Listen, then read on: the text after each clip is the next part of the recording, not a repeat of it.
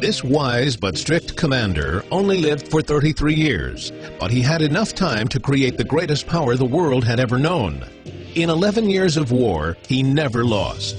Alexander the Great from Macedonia became the most famous conqueror of all time.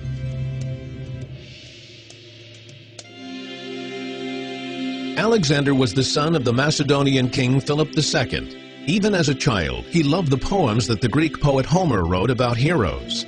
Alexander also idolized Achilles, the hero of the Trojan War, and Hercules, the great athlete of Greek myth. At that time, Macedonia, which was located at the northern edge of Greece, tried in every possible way to embrace the Greek culture. The outstanding Greek philosopher Aristotle educated Alexander from the time he was 13. He taught the young man not only ethics and logic, but also endurance, character, and self-control. Alexander said that his father gave him life, and Aristotle taught him to live with dignity.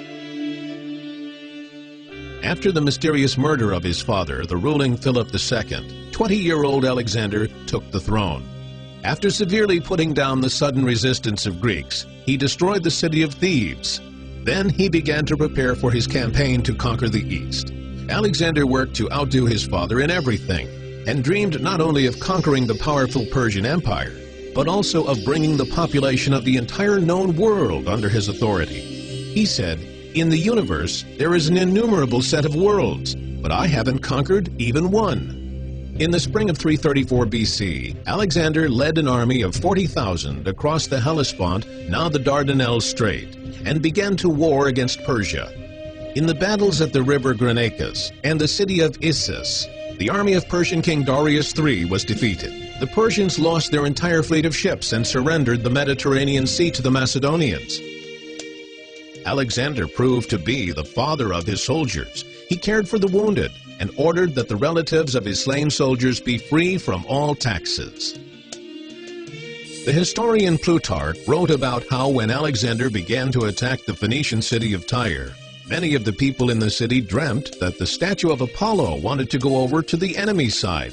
Therefore, the inhabitants of Tyre tied ropes around the statue and nailed it to its pedestal, fearing that Apollo was on the side of Alexander and would go with him.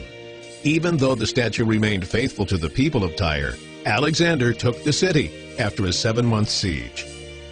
This victory opened the way for Alexander to enter the Nile Valley. In thanks for freeing Egypt from Persian rule, the Egyptians proclaimed 24-year-old Alexander the son of the Egyptian god Ammon and the pharaoh. After conquering the Persian Empire, Alexander the Great moved to Bactria and Sogdiana, now the territory of Afghanistan and Central Asia. Legend has it that in order to become the full master of Asia, Alexander was given a puzzle by King Gordius to untie an extremely confusing knot. Alexander, without hesitation, took a sword in his hands and quickly split the knot. Since then, the expression "to cut the Gordian knot" has meant to solve a difficult problem quickly and courageously. To strengthen his authority in the lands he had conquered, Alexander founded more than 20 fortified cities. The history of the cities Herat and Kandahar in Afghanistan and Alexandria in Egypt began during the time of Alexander. In 11 years, Alexander with his army created a huge empire, stretching from India to Istra, today's Danube, from the Balkans to Lower Egypt. Alexander only turned back because his army was extremely tired. It took his army as long as 2 years to return from India to Babylon, the capital of his new and huge state.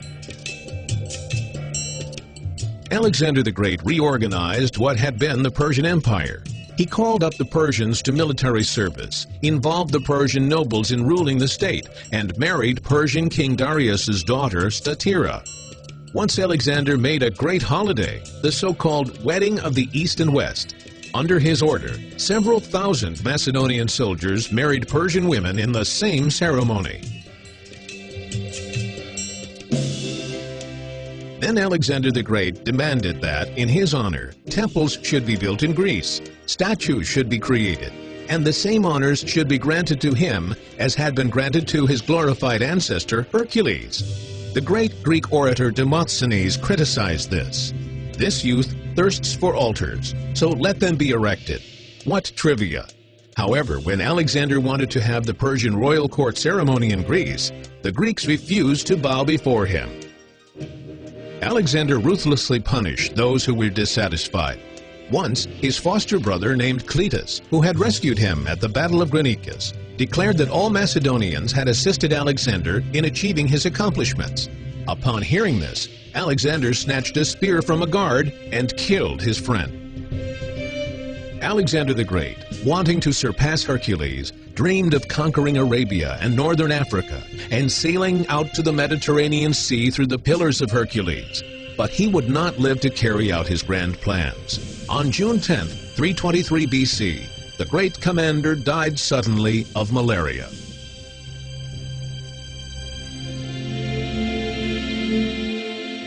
The huge power which he created appeared to be unstable, and so his military leaders divided it. They distributed the Greek culture across Mesopotamia, Iran, Syria, Judea, and Egypt.